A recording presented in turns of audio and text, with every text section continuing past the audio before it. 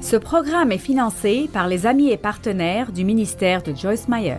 Nous laissons la peur nous submerger, nous rendre malheureux et nous tourmenter.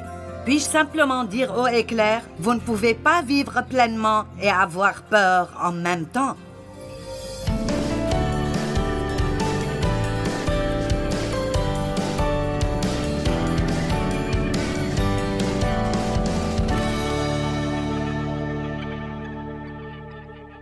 Ce soir, je veux parler de 7 craintes habituelles.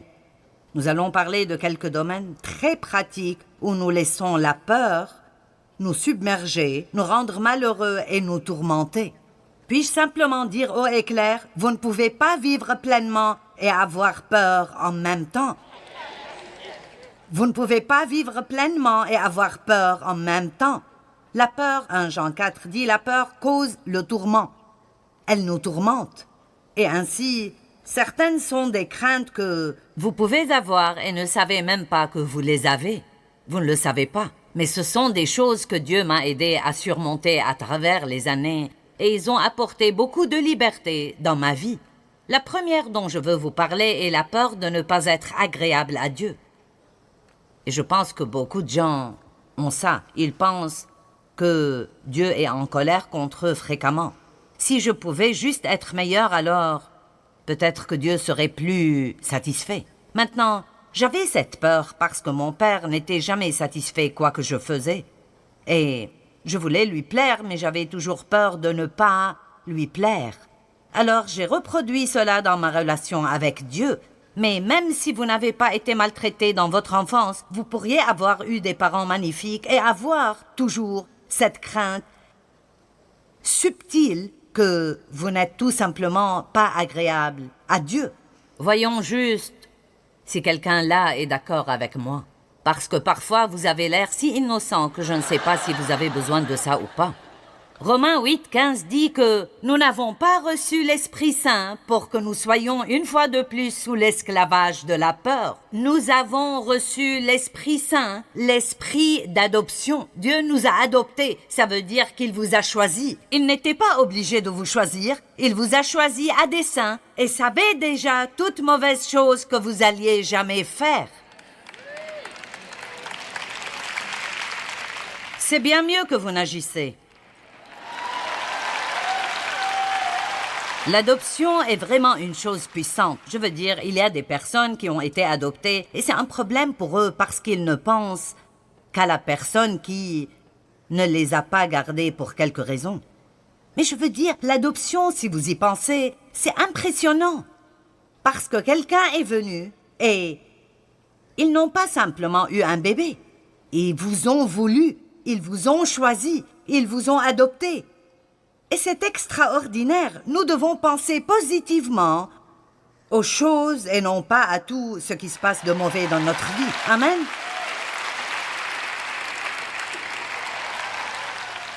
Jean 6, 28 et 29 m'a beaucoup aidé quand je passais par ces choses. Parce que si vous avez peur de ne pas être agréable à Dieu, vous allez tout simplement vous tuer à essayer de faire tout comme il faut et être vraiment bon et vous assurer de faire assez pour que Dieu soit content de vous. Mais quand vous essayez de plaire à Dieu par vos propres œuvres, quoi que vous fassiez, vous aurez toujours peur qu'il ne soit pas heureux.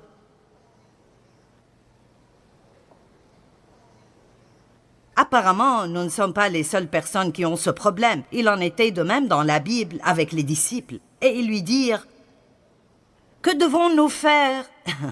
Et c'est une question que nous nous posons tout le temps. Que veux-tu que je fasse? Que veux-tu que je fasse? Que veux-tu que je fasse?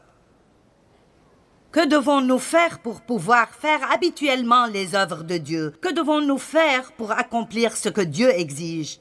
Ou que devrons-nous faire pour plaire à Dieu? Et Jésus répondit, Jésus a dit cela, le travail ou le service que Dieu exige de vous est que vous croyez. Oui, Jésus, et quoi encore? Non, que vous croyez en celui qu'il a envoyé, que vous vous attachiez à, ayez confiance en, vous appuyez sur et ayez foi en son messager.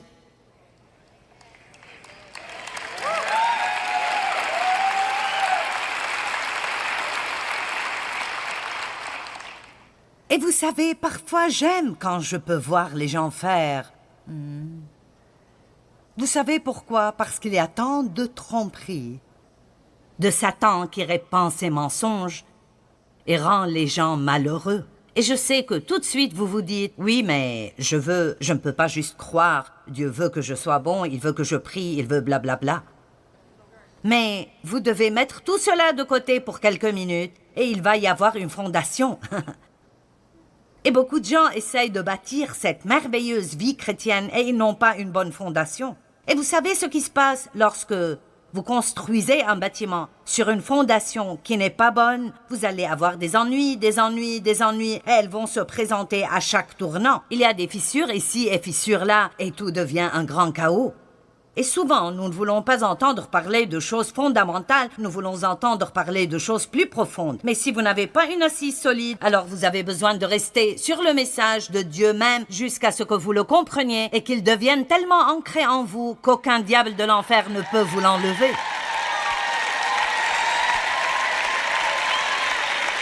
Et je dis tout le temps que juste parce que nous l'avons souligné dans notre Bible ne veut pas dire que nous le comprenons. Je vais vous dire quand vous savez que Dieu vous aime. Vous pouvez le savoir quand vous pouvez recevoir la correction de Dieu sans vous sentir condamné. Quand vous pouvez apprécier quand Dieu vous montre quelque chose que vous n'avez pas fait comme il faut et ne pas sentir « maintenant Dieu n'est pas content ». Dieu est content. Il est content que vous soyez ici. Il est content que vous soyez assez intéressés pour prendre le temps de venir ici. Il est content que certains d'entre vous aient pris congé et soient venus ici. Dieu vous sourit ce soir. Il ne fronce pas les sourcils en sortant sa liste de tout ce que vous avez fait de mal toute votre vie.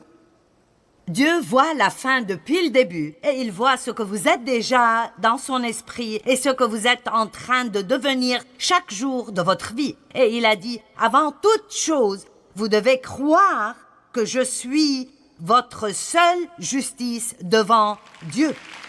Nulle œuvre, quoi qu'elle soit, ne peut être notre justice devant Dieu. Je pourrais prier jusqu'à ne plus pouvoir parler, et cela ne signifie pas que Dieu serait content de moi. Il ne va être satisfait que si je crois complètement et totalement que Jésus est bien celui qu'il dit qu'il est et qu'il a fait ce qu'il a dit qu'il a fait. Et je suis prête à mourir pour cette croyance.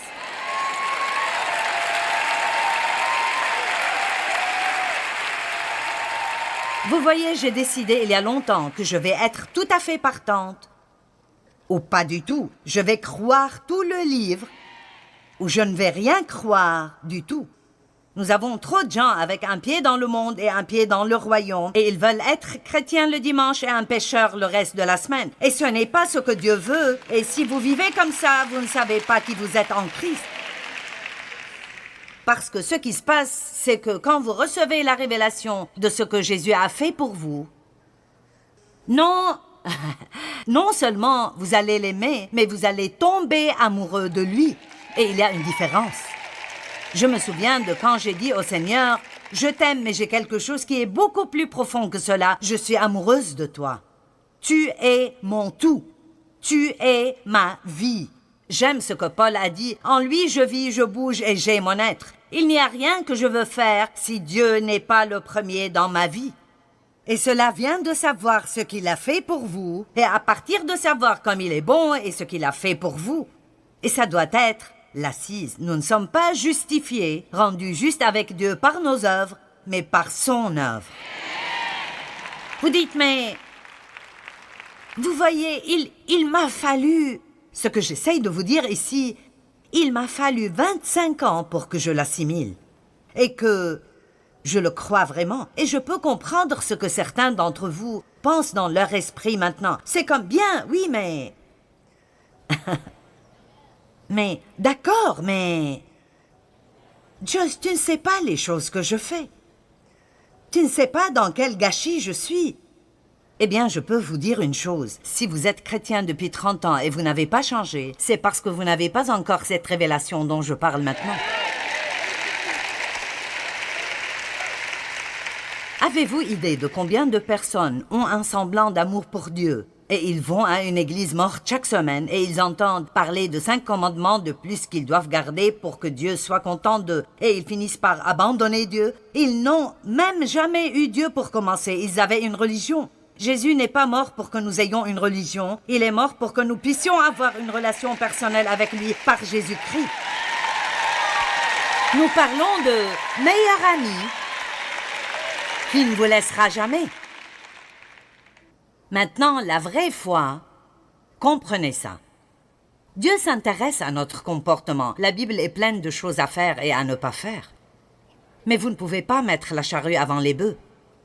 Et ainsi, la toute première chose, la fondation, doit être Jésus et votre relation avec Dieu, votre relation intime et personnelle avec Dieu par lui.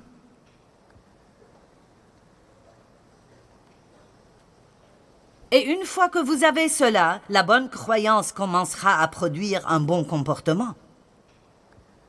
Le bon comportement ne produit pas une bonne relation, il ne le fera jamais. Mais la bonne relation va produire un bon comportement.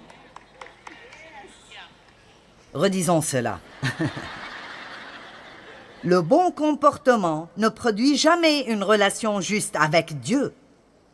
Parce que nous ne sommes pas justifiés devant Dieu par nos œuvres. La justification vient seulement par la foi. Martin Luther a apporté cette révélation à l'Église. La foi, et non pas les œuvres, est le seul moyen par lequel nous pouvons jamais être justifiés ou vous tenir devant Dieu comme si vous n'avez jamais péché. C'est ce que c'est que d'être justifié, de se tenir devant Dieu. La Bible dit que lorsque nous nous repentons de nos péchés, il les éloigne de nous autant l'Orient est éloigné de l'Occident. Et comprenez cela, il ne s'en souvient plus non plus. Mon Dieu, il ne s'en souvient plus. Alors pourquoi ne pas arrêter de parler tous les jours à Dieu de choses que vous avez faites il y a 20 ans qu'il a déjà pardonnées et oubliées?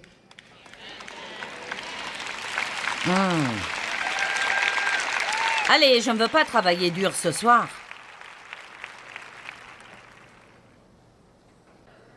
Changer de comportement ne produira jamais la justice devant Dieu. Vous avez déjà vu ce jeu d'enfant appelé « Tabasser la tête » ? J'en ai un, mais je n'ai pas pensé l'amener ici. C'est un bon exemple parce que tant que vous essayez juste de changer votre comportement en pensant que Dieu va vous aimer, ce jeu est comme une console et il y a toutes ces petites têtes qui surgissent et vous avez ce marteau et vous en assommez une et un autre apparaît. Et vous en assommez un autre et une troisième surgit ailleurs. Eh bien, c'est comme ça quand nous essayons de changer de comportement, pensant que cela va pousser Dieu à nous accepter et à nous aimer. Il vous aime déjà. Il vous aimait avant que vous ayez débarqué sur cette planète. Maintenant, les gens deviennent tout simplement silencieux lorsque je dis cela. Écoutez-moi bien. Dieu ne vous aimera pas plus qu'il ne le fait en ce moment même.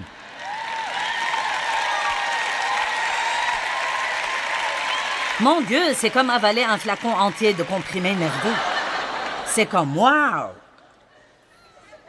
Et puis, nous sommes tellement surpris que nous voulons faire mieux. Nous n'avons pas à faire mieux pour acheter l'amour de Dieu parce que Dieu n'est pas à vendre. Mais nous voulons faire mieux. Et donc, vous allez toujours jouer à tabasser la tête avec votre chair. Vous pouvez vous discipliner et vous débarrasser de choses. Et une autre chose commence ailleurs, sous une forme différente. Amen. Et je vous dis que j'ai des choses qui ne vont pas en moi. Mais vous savez quoi? Maintenant, vous allez penser que c'est fou, mais je ne m'en fais pas. Je ne me concentre pas sur mes problèmes. Je me concentre sur Jésus et il prend soin de mes problèmes. Vous savez pourquoi Dieu connaît votre cœur. Et si vous l'aimez, c'est la chose la plus importante pour lui. Et si vous voulez changer, il voit ça. Et si vous continuez à prier et à étudier, Vous allez changer petit à petit de gloire en gloire. Les choses ne vont pas se faire en une fois et vous allez avoir besoin d'être patient avec vous-même et apprenez à vivre pleinement pendant le voyage. je m'aime bien. Je me détestais il y a des années. Et je jouis de moi-même parce que je sais que Dieu m'aime. Jésus est notre justification, pas nos bonnes œuvres. Juste pour vous montrer que je n'invente pas ça, Galates 2,16. Mais nous savons que l'être humain n'est pas justifié ou rendu juste et droit en vertu des œuvres de la loi. Dites non pas par les œuvres, mais seulement au moyen de la foi et la confiance absolue en la foi et la confiance en Jésus-Christ le Messie.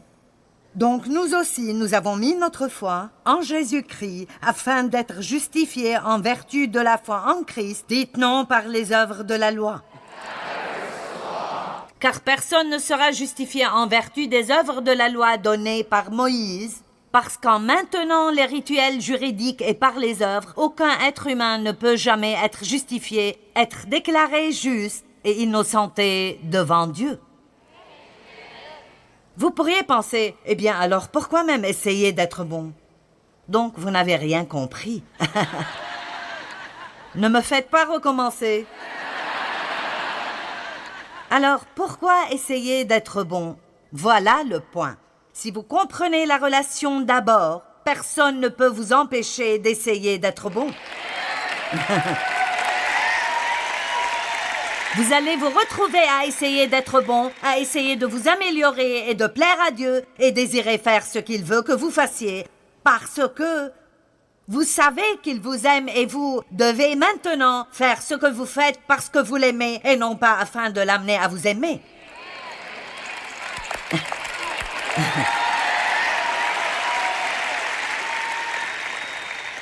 Vous ne savez pas ce que j'ai vécu avant de finalement comprendre ça à cause de la façon dont j'ai été élevée. Oh mon Dieu, il m'a fallu si longtemps pour arriver au point où je pouvais croire ça totalement.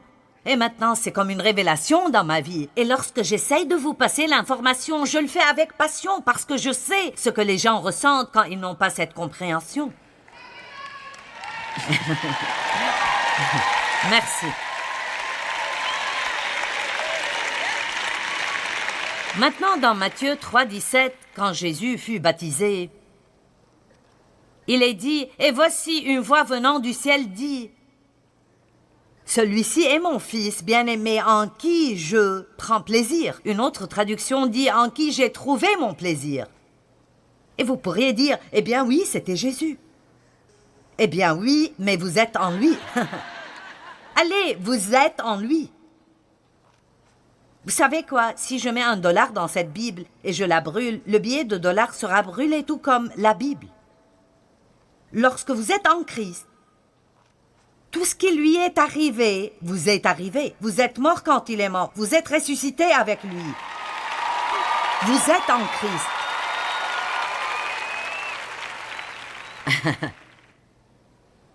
Et donc, vous êtes les bien-aimés. Oh, allez, Joyce, n'exagère pas. C'est un peu beaucoup.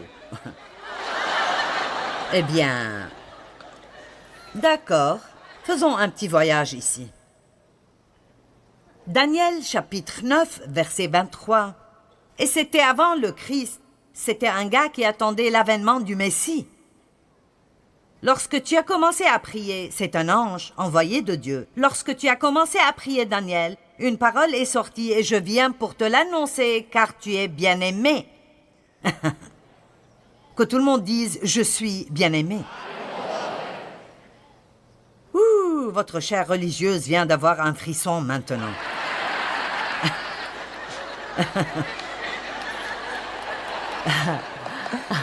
Je suis aimé.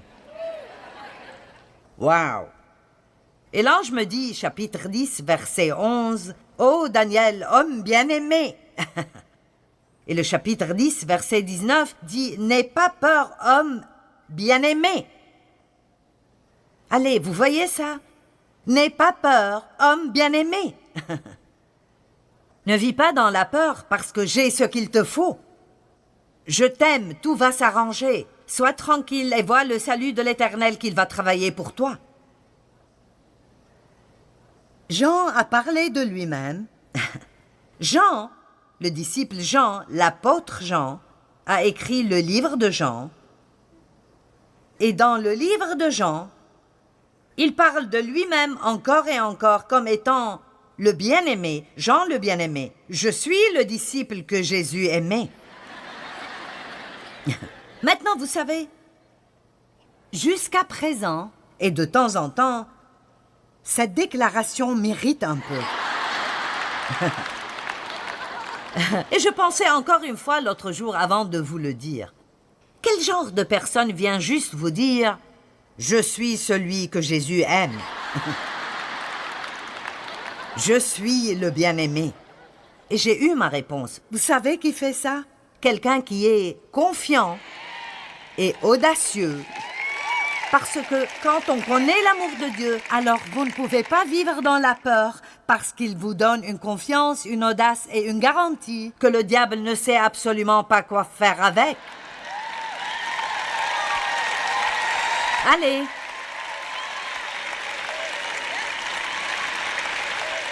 Quand vous savez que vous êtes aimé, vous pouvez essayer de faire de grandes choses parce que vous ne vivez pas dans la peur de faire des fautes. Mais c'est une autre peur. Nous allons parler de cela plus tard. Il faudra un miracle pour que je puisse terminer de parler de ces 7 points.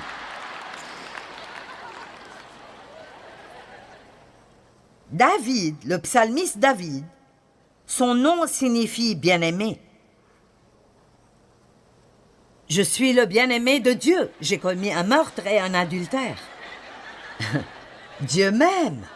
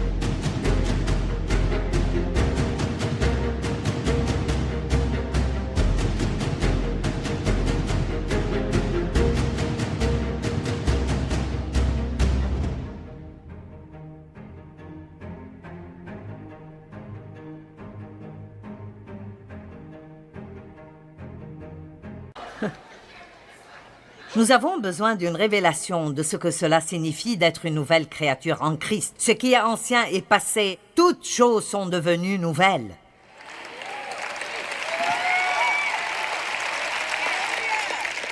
Ce qui est ancien est passé. Dieu pardonne nos péchés, il les oublie et les éloigne. Autant l'Orient est éloigné de l'Occident. Oh, nous sommes en train de tuer des démons religieux ce soir. Et nous en avons tous un peu en nous. Il y a un homme ici ce soir qui parlait à Dave. Et il a passé combien? 6 ans en prison, Dave? Il a été sauvé dans sa prison en regardant nos émissions. Vous savez, il est ici ce soir. Et... écoutez... il est ici ce soir et Dieu l'aime autant que n'importe qui d'autre dans cette salle. Et, en fait, il pourrait être plus enthousiasmé pour lui qu'il ne l'est pour nous, parce que lorsque le mouton s'était perdu et a été retrouvé, il y a eu de grandes réjouissances pour celui qui est revenu.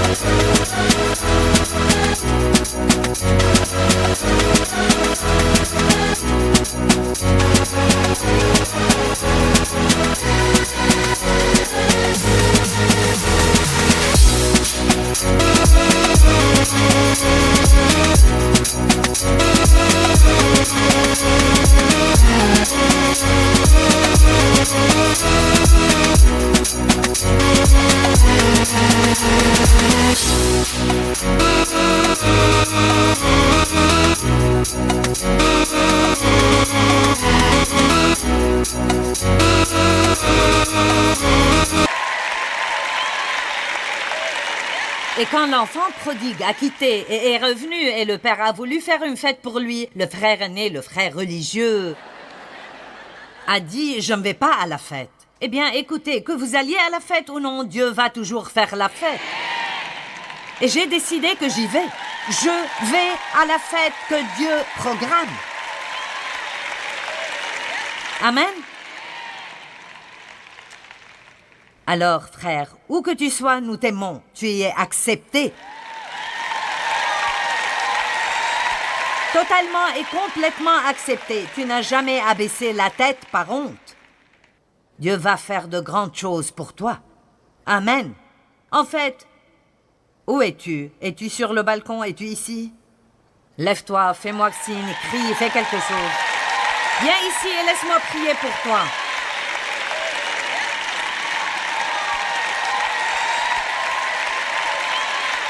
Tu vois, nous allons célébrer tes fautes.